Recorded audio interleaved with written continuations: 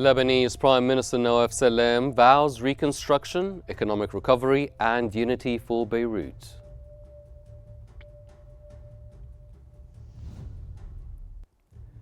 U.S. Secretary of State Antony Blinken delivers remarks on the Middle East.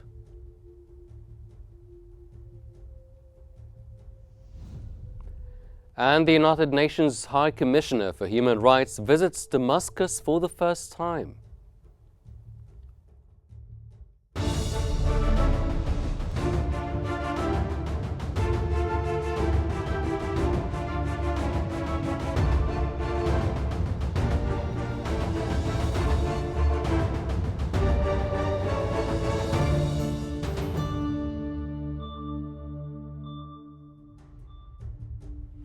It's 8 p.m. Cairo local time and you're now watching Q News. I'm Hani Saif and we begin today's headline bulletins with the latest developments in Lebanon.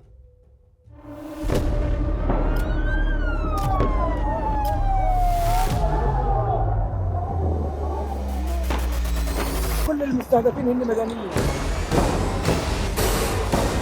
وضع شيء مرعب، شيء بخوف.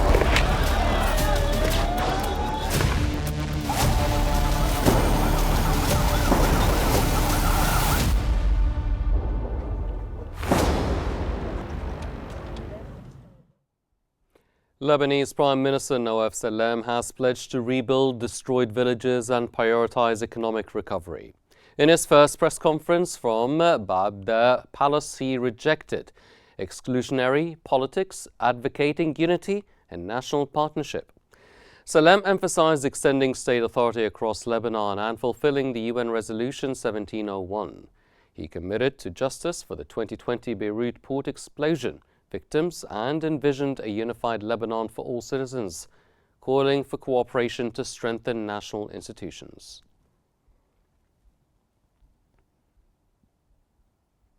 Arab League Secretary General Ahmed Abulghait has supported the swift formation of a fair Lebanese government under Prime Minister Nawaf Salam. That came during Abulghait's visit to Beirut, where he met with President Joseph Aoun and Parliament Speaker Nabih Berri. He praised Aoun's wisdom and leadership and expressed optimism about Lebanon's future.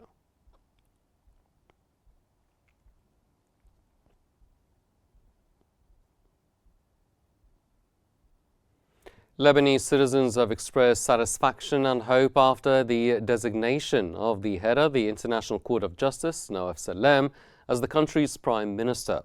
Lebanese President Joseph Aoun summoned Nawaf Salam, head of the International Court of Justice, to designate his prime minister after a majority of lawmakers nominated him.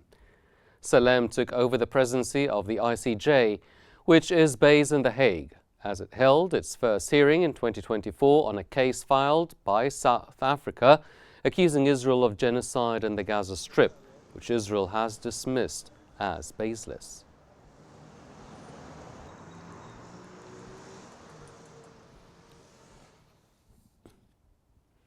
French President Emmanuel Macron is anticipated to arrive in Beirut this Friday. The visit comes amid ongoing political developments in Lebanon, including the recent appointment of Nawaf Salam as Prime Minister designate and heightened discussions about the country's economic and political reforms.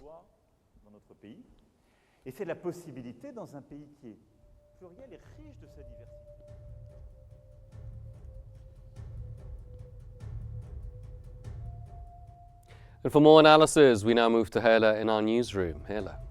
Thank you very much, Hani. And for further analysis on the current situation in Lebanon amid the new governmental changes, we're now joined by Managing Director of the Regional Forum for Consultancy and Studies, General Khalid Hamed. Welcome to Q News, sir. And let's start by asking you, how does the new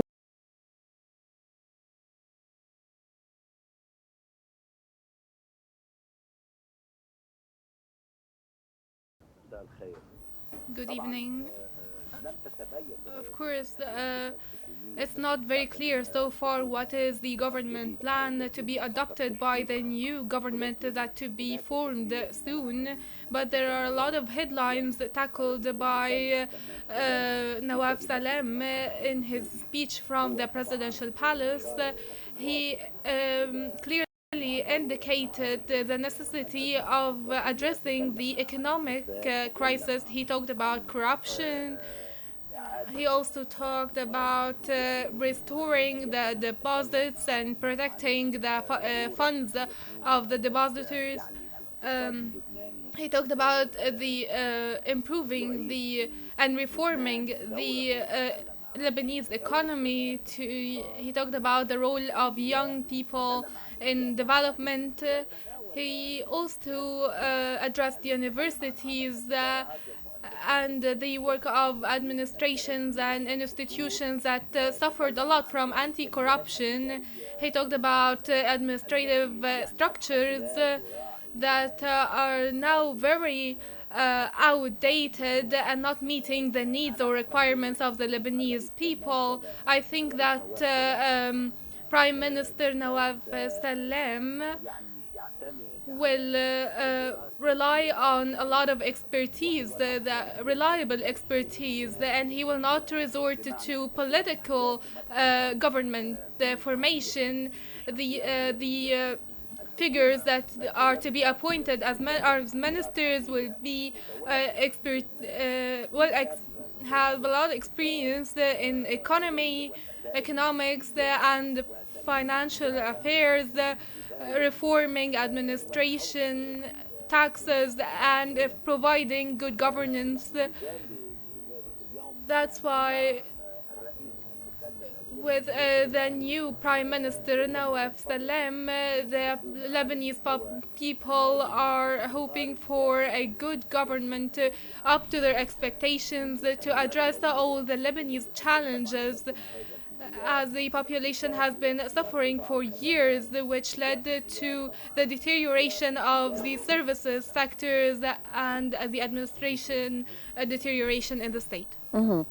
Sir, what are some of the key issues that the Lebanese hope Prime Minister Salem will actually address first? What are the priorities?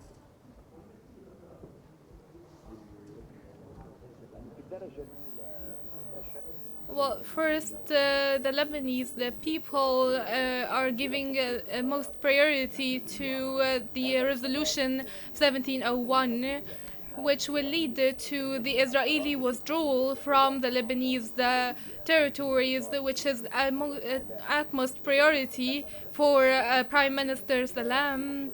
He spoke about limiting weapons to the Lebanese army forces alone, to protect the Lebanese territory with legitimate means, which is highly important to the Lebanese people.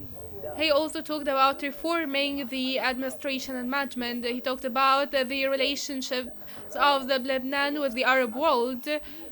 He talked over and over about the constitution and applying and committing to the constitutional principles. He pledged to give a complete legitimacy to the constitution, tackling the different aspects and gaps in the constitution, and he will restore the respect to the constitutional principle in ruling. He also talked about political engagement in Lebanon. I talked about representing the Lebanese people with all of its segment in the institutional bodies of the state. He talked about sectarian tensions and reconsidering all constitutional institutions and the independence of these institutions. The Prime Minister will not become once again serving one side, or will not become the weakest link. So that's why it's very important applying the constitution and the hiring cadres and qualifications in the government, because it tackles all the political and economic challenges, because before these challenges led to the deterioration of all state institutions, the Lebanese people are waiting for restoring peace and reconstruction, which is a very, very vital issue the reconstruction. There are tens of thousands of Lebanese families without shelter now. So this is a very highly important issue. So given that Nawaf Salam's background as head of the International Court of Justice, how might this international experience influence Lebanon's foreign policy and relations with neighboring countries?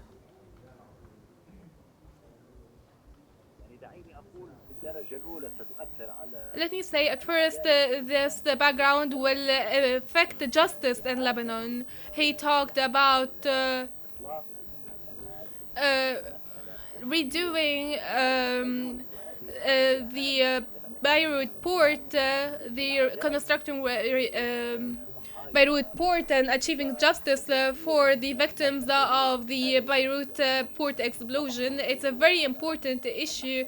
And being head of the ICJ and all of the previous expertise, not just as the head of the ICJ, he was the Lebanon representative in the General Assembly of the United Nations. All of this mobilized support for Nawaf Salam and give him international respect as he has a multifaceted expertise, and he's respected in the Arab world and also in the West. He worked for a long time in international institutions in the United Nations and the international in the ICJ. I think all of this gives him credibility and international confidence. So as the West is waiting for his insights and for his achievements as a Prime Minister.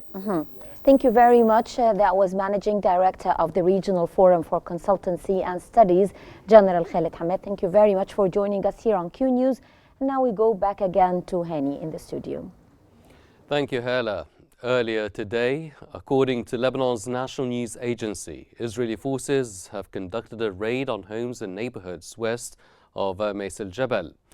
In a separate incident, Israeli soldiers were seen withdrawing their bulldozers from the vicinity of a Lebanese army center in Ras al-Naqoura after being filmed.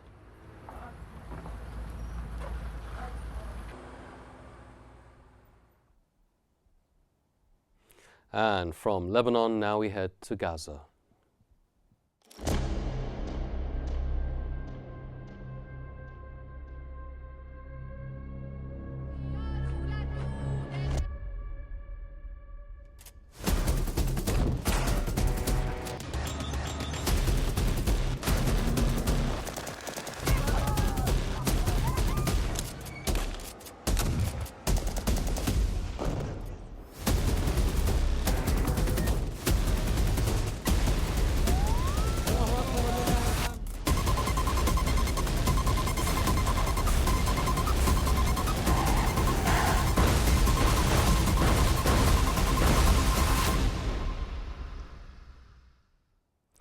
In his final speech as America's top diplomat, U.S. Secretary of State Antony Blinken has delivered remarks on the Middle East. Blinken criticized Israel's settlement expansion and stressed that the Palestinian Authority must govern Gaza after the war without Hamas. He emphasized preserving Israel's security and expressed hope for a ceasefire based on President Biden's plan. He highlighted U.S., Egyptian and Qatari efforts for a ceasefire, ruled out forced Palestinian displacement, and noted Hezbollah's weakening and Iran's reduced influence. Blinken acknowledged civilian suffering in Gaza and said Hamas's governing capacity has been severely damaged since October 7th, with U.S. efforts focused on preventing further escalation.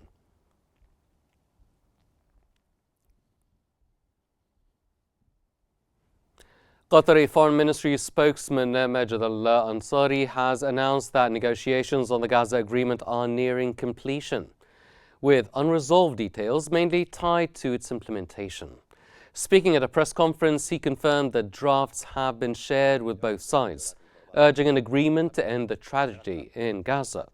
He highlighted Egypt, Qatar and the US's commitment to ensuring the ceasefire's success and overcoming prior obstacles.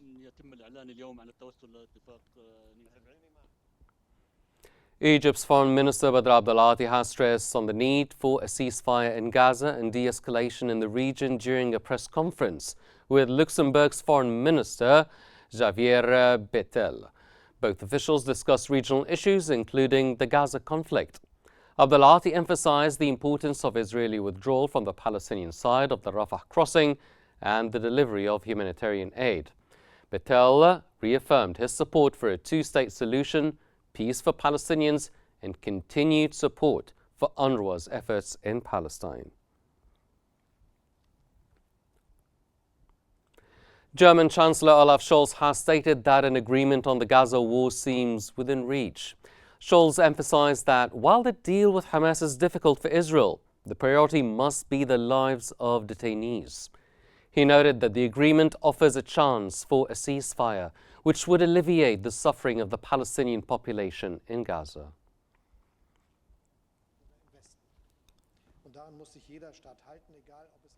Israeli National Security Minister Itamar Ben-Gvir has criticized the current Gaza deal, calling it a surrender to Hamas. Ben-Gvir claimed his party previously blocked such deals, but lost leverage as new government members now support it.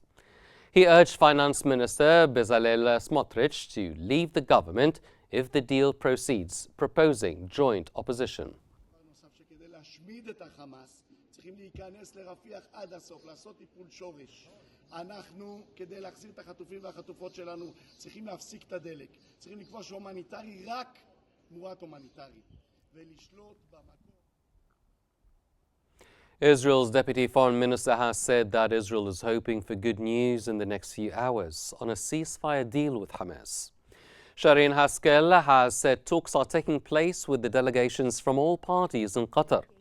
However, a deal has not yet been reached, and there are a number of obstacles that could still scupper the talks in Qatar. Blinken has quite rightfully said in the recent hours, the Norwegian Ministry of Foreign Affairs has announced that Oslo will host the third meeting of the International Coalition for Supporting a Two-State Solution in the Middle East on Wednesday. This marks the third gathering of the global coalition for implementing the two-state solution, established in September during the United Nations General Assembly in New York. Representatives from over 80 countries and organizations are expected to attend the pivotal meeting.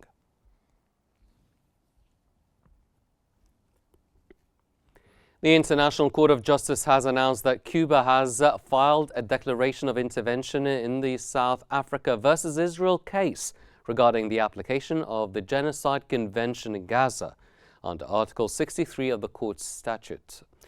According to Article 83 of the court's rules, South Africa and Israel were invited to submit written observations on the Cuban Declaration of Intervention.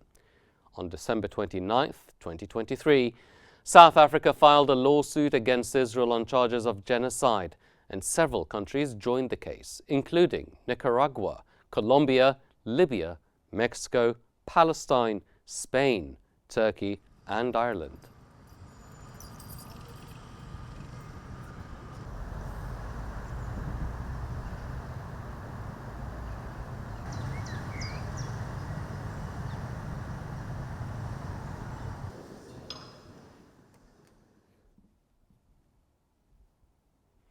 The Israeli occupation forces have detained at least 35 people, including former detainees and siblings, in the occupied West Bank during the last 24 hours.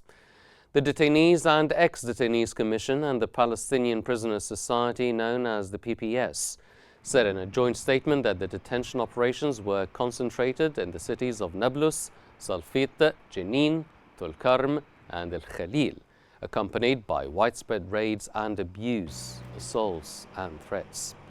PPS and the Commission affirmed that the total number of Palestinians detained in the occupied West Bank since October 7th has risen to over 11,000.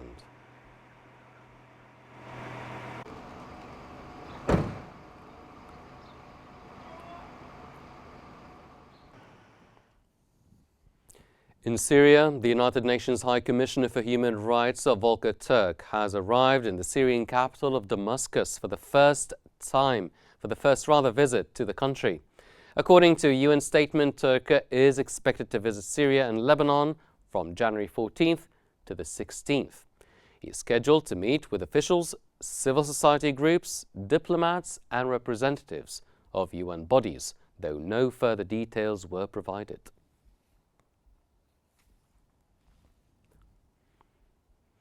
The Interior Ministry has imposed a curfew in Duma, effective this morning until further notice. Military operations began a security sweep of the city in the outskirts of Damascus. According to the Syrian news agency, the General Security Directorate, in collaboration with the Military Operations Directorate, launched combing operations in Jible. This follows multiple incidents and attacks targeting military outposts and civilians in the area.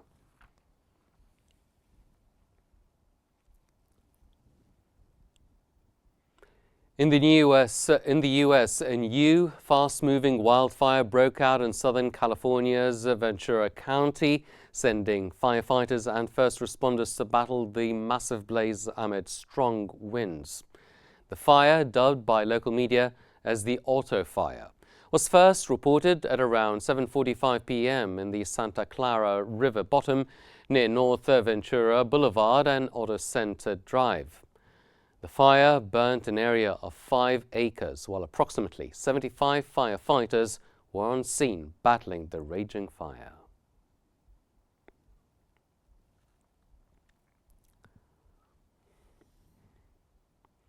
And moving on to South Korea, where the Constitutional Court has adjourned the opening session of the impeachment trial of suspended President Yoon Suk-yeol after the embattled leader did not attend court.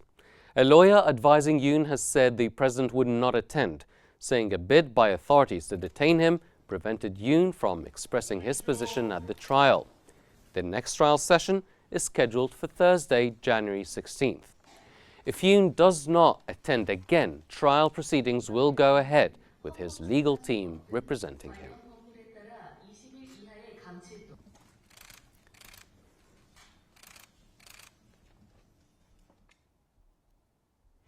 And now we focus to the latest developments in the Russia-Ukraine conflict.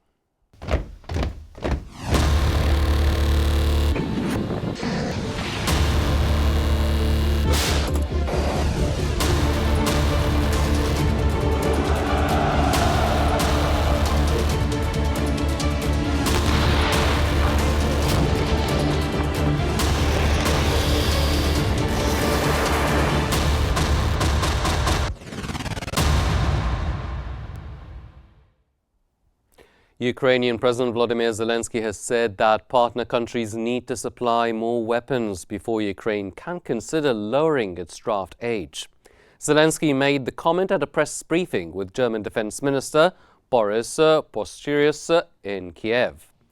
Pistorius told Zelensky that his government was working on solving a fiscal problem in regards to another aid package of €3 billion for Ukraine. Zelensky lowered the draft age to 25 from 27 in April 2024 and signed off on an overhaul of the mobilization process that came into force in May.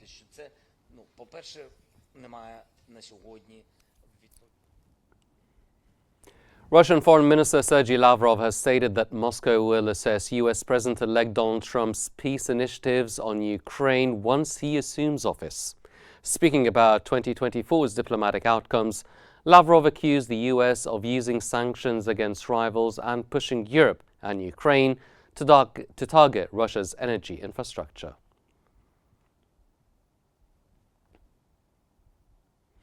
A member of the South Korean Parliamentary Intelligence Committee has stated that about 300 North Korean troops deployed to Russia have been killed, with another 2,700 injured in combat against Ukrainian forces. Citing the National Intelligence Service, the lawmakers said North Korean authorities appear to have called for its troops to commit suicide by blowing themselves up to evade capture. Ukraine's President Volodymyr Zelensky said on Sunday that Kiev is ready to hand over captured North Korean soldiers to their leader Kim Jong-un if he can facilitate their exchange for Ukrainians held captive in Russia.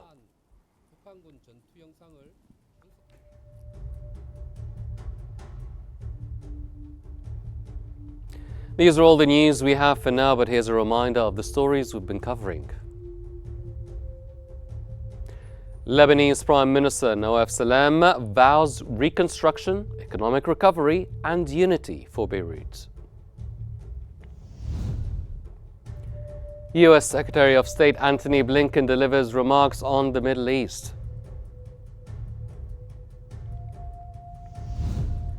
And the United Nations High Commissioner for Human Rights visits Damascus for the first time.